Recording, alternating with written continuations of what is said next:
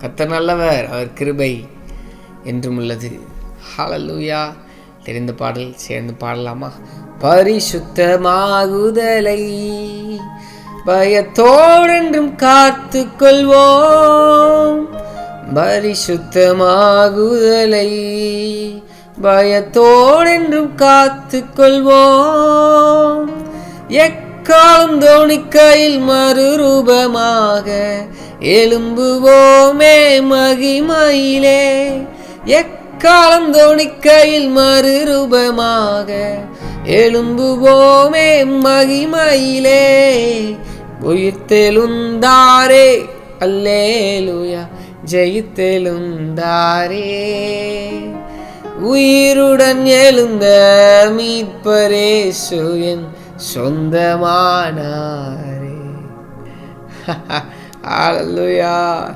என்ன பாட்டு எழுதினாரோ, உயிர்த்தெழுதலை பாடினாலும் பிறப்பை பாடினாலும் எங்கே பாடினாலும் எவ்வளோ அழகா அந்த ரட்சிப்புக்குள்ளே நடத்துகிற உயிருடன் எழுந்த மீட்பர் இயேசுவின் சொந்தமானாரே அந்த ரட்சிப்பின் அனுபவத்தை பாடி, ஏசப்பா வந்த அந்த முதல் நாளை பாடி.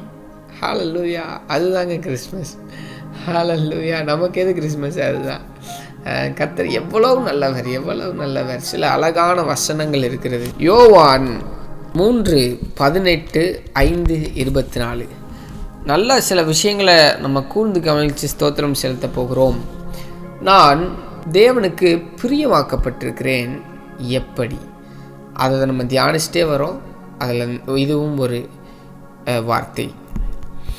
அவரை விசுவாசிக்கிறவன் ஆக்கினைக்குள்ளாக தீர்க்கப்படான். விசுவாசியாதவனோ தேவனுடைய ஒரே பேரான குமாரனுடைய நாமத்தில் விசுவாசம் உள்ளவனாயிராதபடியால் அவன் ஆக்கினை தீர்ப்புக்கு உட்பட்டு ஆயிற்று என்று வசனம் சொல்கிறது. நான் என் பாவங்களுக்காக தண்டிக்கப்பட வேண்டிய ஒரு இடத்துல அவர் இருந்ததினால் நான் இன்றைக்கு பிதாவினால் அங்கீகரிக்கப்பட்டிருக்கிறேன்.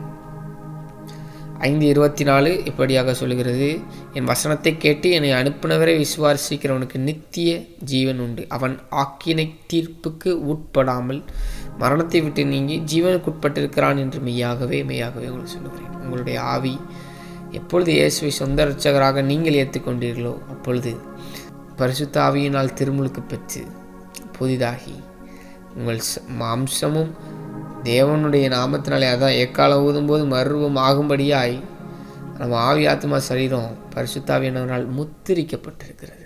நம்ம அடைய வேண்டிய ஆக்கினை தீர்ப்பை ஏன் அவர் அடையணும்? யோசித்து பாருங்க.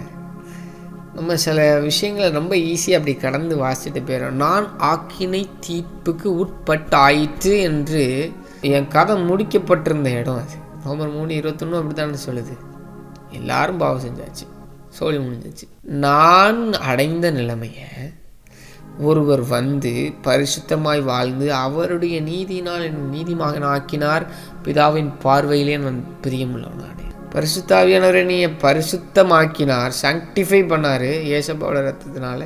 அதனால் நான் பிதாவினுடைய பார்வையில் பரிசுத்தமான. இந்த 3வது விஷயத்தை நம்ம தியானித்து ஸ்தோத்திரம் செலுத்தி கொண்டிருக்கிறோம். நான் அங்கீகரிக்கப்பட்டவனானேன். நான் எப்படி அங்கீகரிக்கப்பட்டவனானேன்? நான் என் இடத்துல இன்னொருத்தர் நின்று எனக்குரியதை அவர் எடுத்துக்கொண்டதுனால நான் அவருக்கு அங்கீகரிக்கப்பட்டவனானேன். ரோமர் 8:1 இப்படிதான் சொல்லுது. இது நடந்தேறுகிற காரியத்தை சொல்லுகிறது. நான் இப்போ 2 இது வாசித்தது ரட்சிக்கப்பட்டால் இது நடந்தேறுகிற காரியம், தினந்தனம் நடக்க வேண்டிய காரியம். ஆவியின்படி நடக்கிறவனுக்கு ஆக்கினை தீர்ப்பில்லை. ஹல்லேலூயா. நம்ம கண்டிப்பாக ஆவியினால் தான் நடக்க போகிறோம். நம்ம ஸ்தோத்திரம் செலுத்த கடமைப்பட்டிருக்கிறோம். நான் இருக்க வேண்டிய இடத்திலே அவர் இருந்தார். அதனால் நாம் பிதாவின் பார்வையில் அங்கீகரிக்கப்பட்டவர்களாக இருக்கிறோம். பிசாசு உங்களை ஏமாத்தினான்னா அவன்கிட்ட சொல்லுங்கள், நான் ஏன் நீதினால பிதாவிட்ட போல கிறிஸ்துவுக்குள்ளாக நான் போகிறேன்.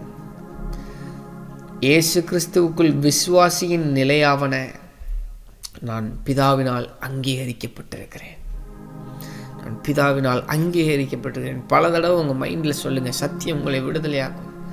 எது உங்களை கஷ்டப்படுத்திக்கிட்டே இருக்கு, என்னையெல்லாம் எங்கெங்க ஏற்றுக்குவார், நான்லாம் அவருக்கு பிரியமாக வாழ முடியுமா, அந்த பொய்யை நீங்கள் நிறுத்துங்கள், நம்புவதை நிறுத்துங்கள்.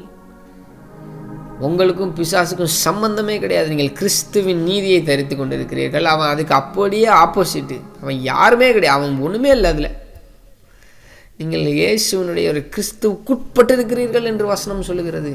1 கொரிந்தியரில் கிறிஸ்துவுக்கு உட்பட்டு இருக்கிறீர்கள் என்று வசனம் சொல்லுகிறது. நீங்கள் கிறிஸ்துவினுடையவர்களானால் உலகத்தின் ஒத்த வேஷத்திற்கு தரித்து வாழ்வது எப்படி? முடியாதுங்க உங்களால். நீங்கள் தேவனால் அங்கீகரிக்கப்பட்டிருக்கிறீர்கள் என்றால் உலகத்தில் அங்கீகாரத்தை நீங்கள் ஏன் தேடுறீங்க? எதுக்கு தேடணும்? நான் அங்கீகரிக்கப்பட்டவன், கிறிஸ்துவால் அங்கீகரிக்கப்பட்டவன். கிறிஸ்து விரும்புகிற வாழ்க்கையை நான் வாழ்ந்தாலே உலகத்துக்கு நான் வெளிச்சமாக இருக்கிறேன். வெளிச்சத்தை தேடி ராஜாக்கள் வருவாங்க, மக்கள் வருவாங்க, சாட்சியை பார்க்குறவன் அத்தனை பேர் வருவான். நான் ஏன் அங்கீகாரத்தை உலகத்தில் தேட வேண்டும்? யோசித்து பாருங்கள். உலகத்தின் பின்னாடியும் இதுக்கு மேலேயும் நீங்கள் உலகத்தினுடைய அக்னாலேஜ்மெண்ட்டை நீங்கள் தேடுவீங்கன்னா, அந்த அங்கீகரிப்பை தேடுவீங்கன்னா, சிலருக்கு வைத்திருக்கிறார், ஆத்தென்டிகேஷன் வச்சிருக்கிறாரு. சில விஷயங்கள் பெற்றுக்கொள்ள வேண்டியவை. அதுக்கு நான் மனுஷனுக்கு அடிபணிய வேண்டியவன் அல்ல. நான் மனுஷனை பிரியப்படுத்தி இல்லை. நான் என் தேவனை பிரியப்படுத்துகிறேன். ராஜாக்கள் என்னை அங்கீகரிக்கிறார்கள். வசனம் அப்படிதான் சொல்லுது.